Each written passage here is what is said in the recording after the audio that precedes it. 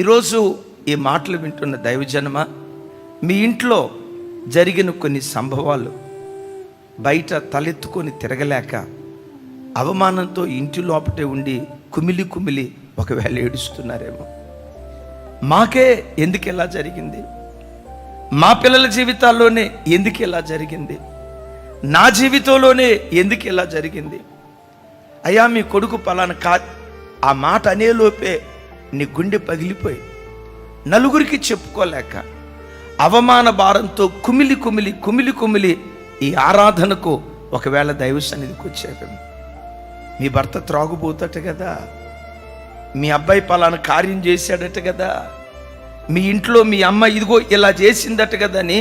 కొన్ని అవమానకరమైన వార్తలు నీ చెవులతో విని బయటికి రాలేక, ముఖం 10 మందికి చూపించుకోలేక, అవమానాన్ని ఎవరికి చెప్పుకోవాలో అర్థం కాక